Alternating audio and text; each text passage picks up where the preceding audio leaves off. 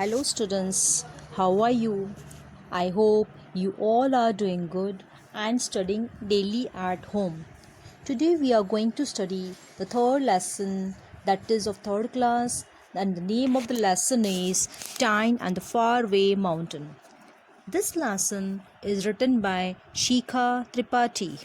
So, now I will introduce Shikha Tripathi. She is one of the India's most well-known travel writers. She spent most of her childhood in Binsar and writes about her travels to little-known places, the adventures she has had, and the people she meets there. So now let us start the short summary of the story. This this is the story of Tyne's journey, a girl who loves to climb mountains. In the Mishmi hills of Arunachal Pradesh, Tyne heard a wondrous call from the distant mountains. She was drawn to it, a sound only she could hear. Tyne loved to climb. She climbed trees, ran through the jungle, and went fishing in the river. She was as fearless and strong as Naya, her grandmother. If Tyne fell down, Naba, her father, would tell her to get up and carry on. Tyne and her younger sister Soni loved eating apples, oranges from the forest. They spent long days lying under the sun. Ah, Tyne would smile, what a wonderful life. But one day, Tyne's world turned upside down. There was no school in Italy, so her family moved to the closest big town, Rouen. There, the Hushu became a faint whisper. All she wanted was to be in the mountains. 10 years later, Tyne finished school. The mountain call was strong again, Hushu, Hushu. To be close to her mountains, Tyne applied to be a porter for an army expedition. She could carry heavy loads and march for days, shoulder to shoulder with others. But there was one small problem: women are not allowed to be porters. But that did not stop her. Of course, it didn't. Tyne dressed as a boy and began working. She had carried nearly 25 kilos every day. It took a week for everyone to realize that she was a girl disguised as a boy. Tyne was scolded for breaking the rules, but she could work as much as the boys and knew the route better than anyone. So the officers agreed to let her continue working. Her act would later help lift the ban on female porters. Tyne worked hard and became a coordinator, someone who plans mountain trips. That is, when she met Dr. Romeo Matti, the leader of an expedition. I must say that you have all the makings of a naturally gifted climber, he said. You have the build, the strength, and the determination. Now all you need is technique. Dr. Matti became her mentor and Tyne began her training. But it was when Tyne saw the Race for the Everest, a film about the first climb of Mount Everest, that she heard about her dream mountain. The Hushu became a roar. Climbing Mountain Everest became Tyne's dream. Finally, Tyne left for the Nepal. She was anxious but determined. At the Everest base camp, it was cold and air thin. After her training, Tyne began her climb with Cheering Sherpa. The climb was divided into 4 sections, so climbers could rest at different camping points and continues to the top over a few days. By the time Tyne and Cheering Sherpa reached the second camp and the weather had worsened. But the musical whooshing was also growing louder and hypnotic. Do you want to go ahead? Cheering asked. I don't think I will get another chance to do this, Tyne said.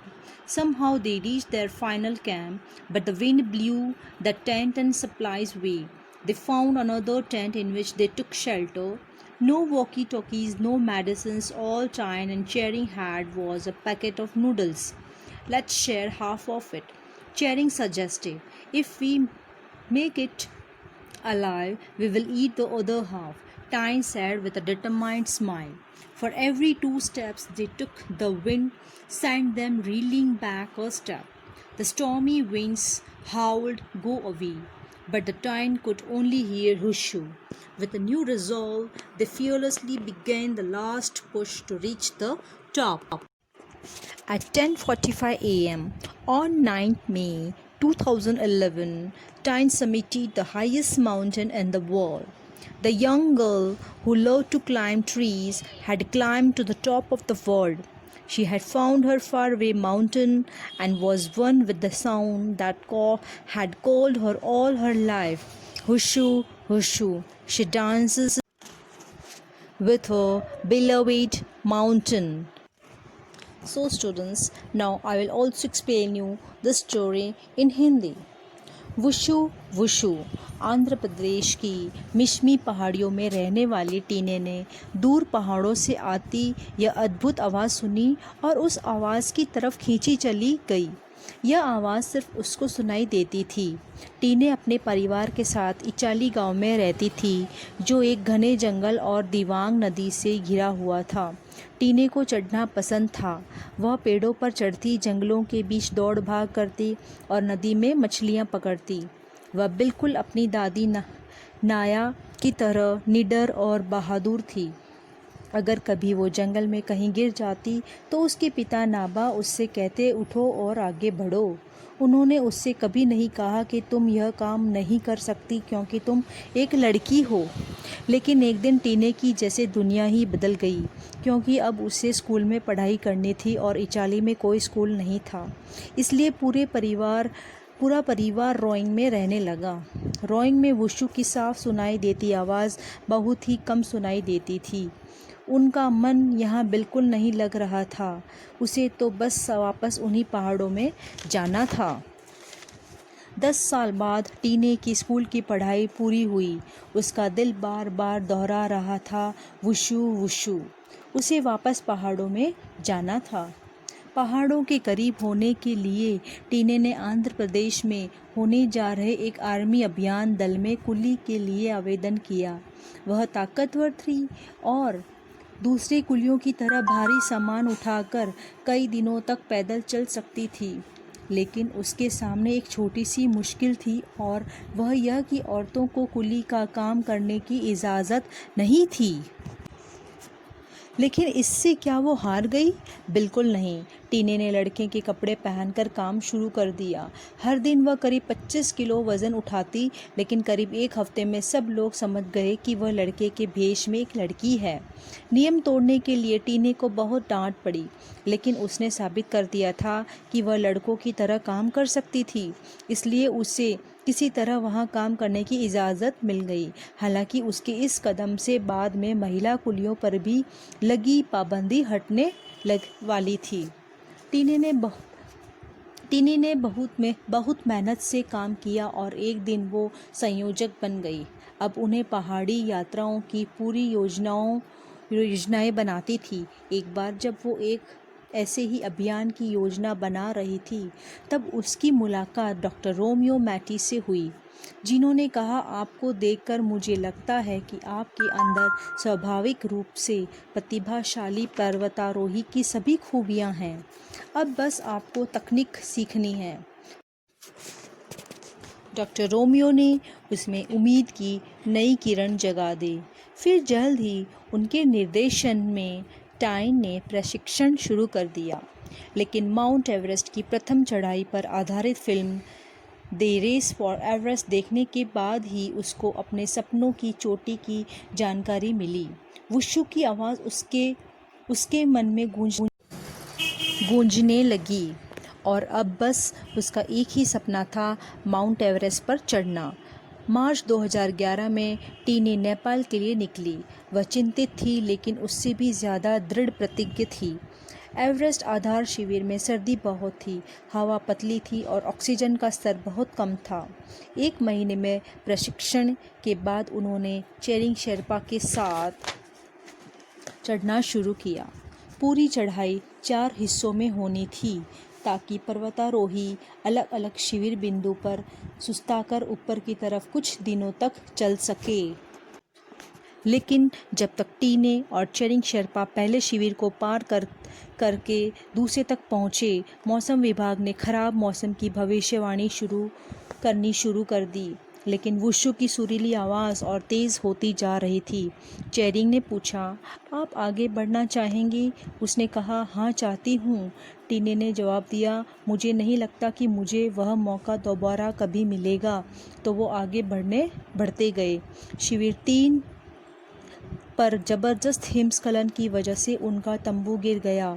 किसी तरह वो आखिरी शिविर तक पहुँचे, लेकिन तेज़ हवा की वजह से उनका तंबू और उनका सारा सामान उड़ गया था। उन्होंने एक दूसरे तंबू को ढूंढकर उसमें पनाह ली। अब न तो उनके पास वॉकी टॉकी थे, न ही दवाइयाँ। उनके पास अब एक पैकेट नूडल्स बचे थे। चेरिंग ने सुझाव दिया, इसमें से आधा खोलते हैं। टीने ने मुस्कुराते हुए कहा, हाँ, अगर पहुंच गए तो बाकी हिस्सा तब खाएंगे। हवा बहुत ज़्यादा तेज़ थी। हर कदम पर आगे बढ़ते हुए एक कदम पीछे धकेलते हुए बर्फीला तूफान जैसे ज़ोर से कह रहा था, वापस जाओ। लेकिन टीने के कानों में बस एक आवाज़ गूंज रही थी, वुशु वुशु वुशु। 8 मई 2011 की रात में आखिरी शिविर में उन्होंने पूरी हिम्मत और आशा के साथ ऊपर तक पहुंचने की यात्रा शुरू की। 9 मई 2011 10:15 बजे टीने दुनिया की सबसे ऊंची चोटी पर पहुंच गई। यह लड़की, जिसे पेड़ों पर चढ़ना बहुत पसंद था, दुनिया की सबसे ऊंची जगह पर पहुंच गई थी। आज उसे अपनी मंजिल मिल गई थी, वो आवाज़ जिसने उसका पूरी ज़िंदगी पीछा किया, आज वो उसका मतलब समझ सकती थी। वुशु वुशु दीवानों की तरह वह अपने पहाड़ों पर नाच रही थी। So students, we have completed the explanation of this lesson, and you have to listen this video at least for 2 times. Okay, goodbye, stay safe and stay home.